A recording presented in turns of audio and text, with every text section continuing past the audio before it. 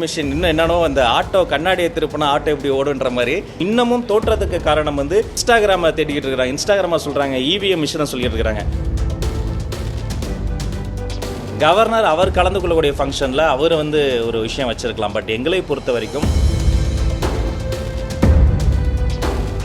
மாண்புமிகு முன்னாள் முதலமைச்சர் திரு மு க ஸ்டாலின் அவர்கள் அவர் இருக்கும்போதே, அன்னைக்கு அவர் வந்து சீஃப் மினிஸ்டர், அவர் இருக்கும்போதே தமிழ் தாய் வாழ்த்தை பின்னால் தான் பாடினார்கள்.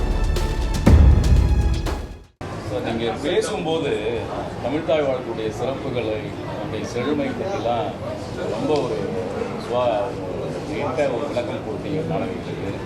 ஆனால் தமிழகத்தில் முதல் முறையாக ஒரு பல்கலைக்கழகத்தில், அதுவும் அந்த பாடலை இயற்றியவருடைய பெயரில் இருக்கக்கூடிய பல்கலைக்கழகத்தில் நேற்று தமிழ்தாய் வாழ்த்து 3வது இடமாக பாடப்பட்டிருக்கு. மிகப்பெரிய சர்ச்சையாகிருக்கு. இது வரைக்கும் இதுமாதிரி நடக்கலை. இந்த அரசில் முதல் முறையாக நடந்திருக்கு. அடுத்து நடக்காமல் இருக்கிறதுக்கு என்ன பண்ண முடியும்? ஒரு சின்ன திருத்தம். அண்ணாமலை பல்கலைக்கழகத்தினுடைய 85வது கான்வெகேஷன் விழா நினைக்கிறேன். அன்றைய தினம் ஆனரபிள் மினிஸ்டர் மிஸ்டர் பொன்முடி அந்த மேடையில் இருந்தார். நினைவு சரியாக இருக்கும்னா 85 நினைக்கிறேன். அப்போது தமிழ்தாய் வாழ்த்து பின்னால் தான் பாடப்பட்டது. இது ஏதோ நீங்கள் முதல் முறையாக வரலாற்றிலே முதல் முறையாக நடப்பதாக நீங்கள் சொன்னீங்க. அது மட்டும் திருத்தம். தமிழ்நாடு அரசும் தமிழக வெற்றி கழகமும் தமிழ்தாய் வாழ்த்துக்குத்தான் எப்போதும் முதன்மை, எப்போதுதான் அதுதான் அவர்களினுடைய நிலைப்பாடு என்பதை மீண்டும் தெளிவாக நான் மேடையிலே கூட அதான் சொன்னேன். கவர்னர் அவர் கலந்து கொள்ளக்கூடிய ஃபங்க்ஷனில் அவர் வந்து ஒரு விஷயம் வச்சிருக்கலாம். பட் எங்களை பொறுத்த வரைக்கும் அன்றும் இன்றும் என்றும் தமிழ்தாய் வாழ்த்துக்கு மட்டும்தான் முதலிடம். தமிழ்தாய் வாழ்த்தோடு தான் எங்களுடைய நிகழ்ச்சி தொடங்கும் என்பதை தெளிவுபடுத்தி எதிர்கட்சிகள்லாம் அதை போய் கிரிட்டிசைஸ் பண்ணியிருக்கிறாங்க.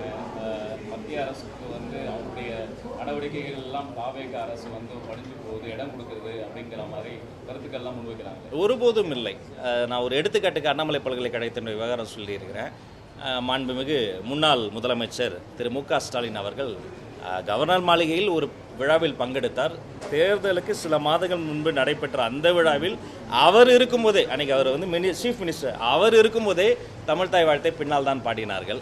அதனால் எங்களை பொறுத்த வரைக்குங்க இதில் ரொம்ப தெளிவாக இருக்கணும். நாங்கள் எதிர்கட்சியாக இருந்த போதும் சரி, ஆளுங்கட்சியாக வந்த போதும் சரி, தமிழ்நாடு அரசு நடத்தக்கூடிய எல்லா விழாக்களிலும் தமிழ்தாய் வாழ்த்தோடு தான் தொடங்குவோம் என்பது வழமை. அதுதான் எங்களுடைய நிலைப்பாடு.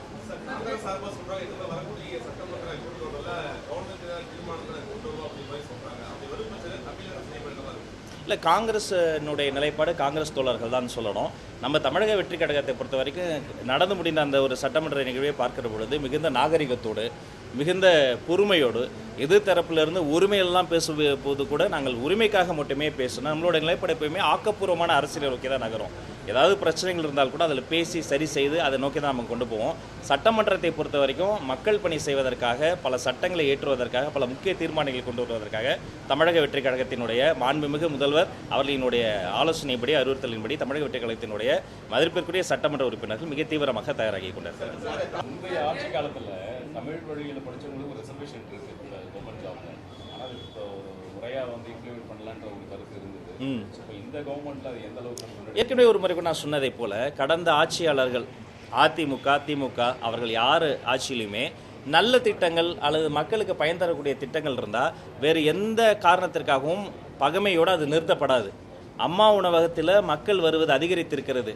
ஆட்சிக்கு வந்தவுடனே அம்மா உணவகத்தில் இருந்த அம்மாவுடைய படத்தை பிடுங்கி போட்டு ரகலை பண்ண அந்த ஆட்சியாளர்கள் நம்ம பார்த்தோம் 2021. ஆனால் இங்கே நாங்கள் ஆட்சிக்கு வந்த இந்த ஒரு சில நாட்கள் அம்மா உணவகத்தில் மக்கள் வருகை அதிகரித்திருக்கிறது. உணவு தரம் மேம்படுத்தப்பட்டு இருக்கிறது. அந்த அம்மா உணவகத்தில் இன்னும் அம்மா படம் இருக்கிறது. இதுதான் தமிழக வெற்றி கழகத்தினுடைய ஆட்சி. மாண்புமிகு முதல்வரை பொறுத்த வரைக்கும் வேற்றுமையை வளர்க்காது, பகையை தொடராது.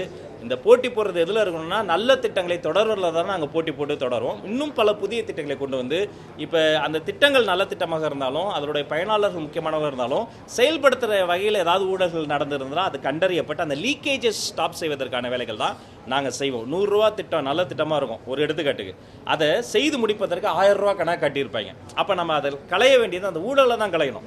அந்த திட்டத்தையே நம்ம வந்து நிறுத்திவிடக்கூடாது. எனவே நல்லது தொடரும், நல்ல முறையில் சீராய்வு செய்யப்பட்டு தொடரும்.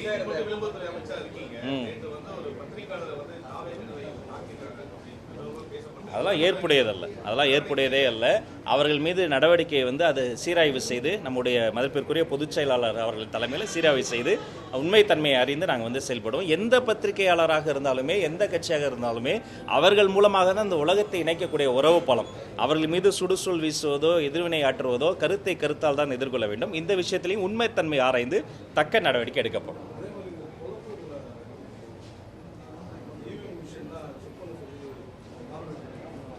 அதான் அவங்க பண்ணட்டும். இவிஎம் மிஷின் இன்னும் என்னென்னோ அந்த ஆட்டோ கண்ணாடியை திருப்பினா ஆட்டோ எப்படி ஓடுன்ற மாதிரி ஆராய்ச்சி செய்ய வேண்டியது அவங்களுடைய உரிமை. நல்லா ஆராய்ச்சி செய்யட்டும், என்ன வேணால் பண்ணட்டும். சட்டப்பூர்வமாக எந்த ஒரு விஷயத்தையுமே நாங்கள் எதிர்கொள்வதற்கு தயாராக இருந்தோம். ஆனால் இந்த மாதிரி விஷயங்கள் அவர்கள் வந்து சுய பரிசோதனை முதல்ல செய்து கொள்ள வேண்டும். இன்னமும் தோற்றத்துக்கு காரணம் வந்து எக்ஸ்டர்னல் ஃபேக்டர்ஸே அவங்க தேடி கொண்டிருக்கிறாங்க. இன்ஸ்டாகிராமை தேடிக்கிட்டு இருக்கிறாங்க. இன்ஸ்டாகிராமை சொல்கிறாங்க, இவிஎம் மிஷினை சொல்லிட்டு இருக்கிறாங்க. உண்மையிலேயே மக்கள் நம்பிக்கை மீண்டும் பெறுவதற்கு என்ன செய்ய வேண்டும் என்பதை அவர்கள் ஆராய்ச்சி செய்யலாம் நன்றாக இருக்கும்.